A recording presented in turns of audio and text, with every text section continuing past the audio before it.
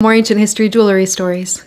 Throughout the last month of videos, there have been quite a few requests for longer form content, so I thought I'd try something a little different tonight. There's going to be a shorter edit for Instagram, and the full video is going to be uploaded to TikTok and YouTube. I thought this was a good opportunity to talk about an ancient culture of skilled artisans and warriors, who were feared and respected by the ancient Greeks. We're talking about the Thracians. I've seen it pronounced as Thracian, Thracian, and Thracian. I'm going to go with the most common pronunciation I see in English, Thracian. The Thracians were a group of Indo-European tribes in Central and Southeastern Europe. They were centered in what's modern Bulgaria, and although their origins are unknown, they were described in the 6th century BCE as having red hair and blue eyes. By the 5th century BCE, all of these different Thracian tribes had become a unified state. The Thracians were surrounded by many cultures, including the Scythians, Greeks, Illyrians, and the Celts. And this is very evident in their art and culture. In fact, there's a lot of overlap with Thracian culture and ancient Greek culture. They adopted a lot of ancient Greek gods into their own pantheons.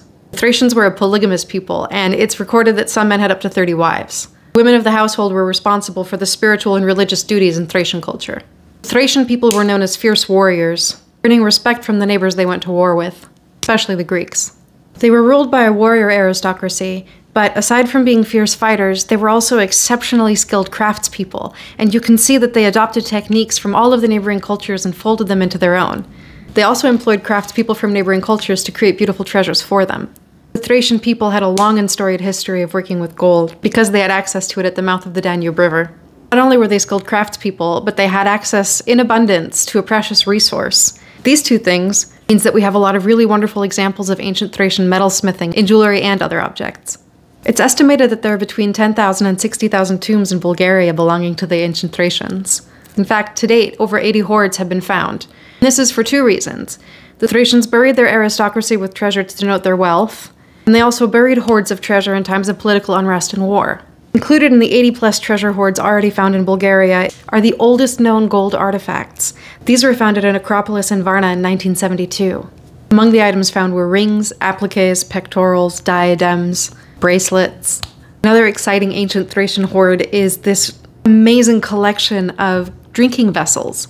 It's referred to as a wine service. Most archaeologists believe that it wasn't actually made to be a set, but that these were pieces collected by a family to create an heirloom set that could be passed down.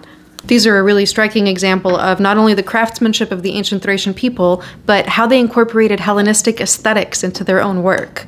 These are very reminiscent of ancient Greek sculpture.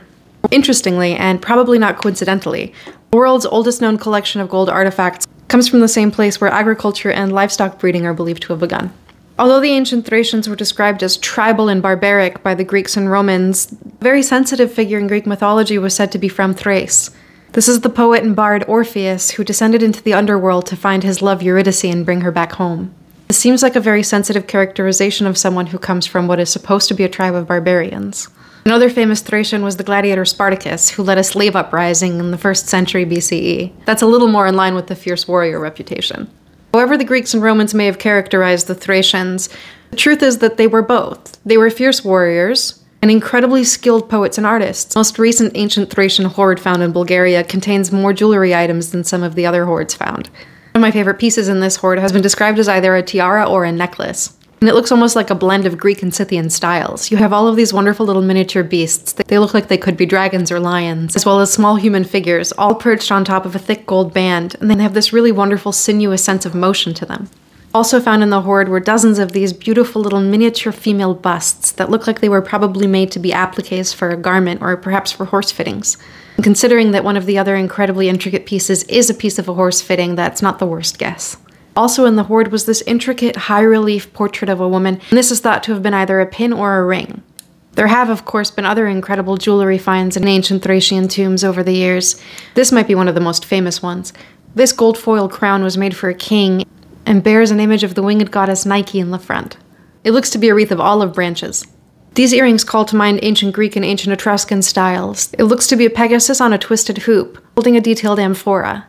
In this piece, I feel like you can really see the Celtic influence. It has Persian turquoise, but the styling, the curly cues, the solid sensibility of this ring looks very Celtic to my eye.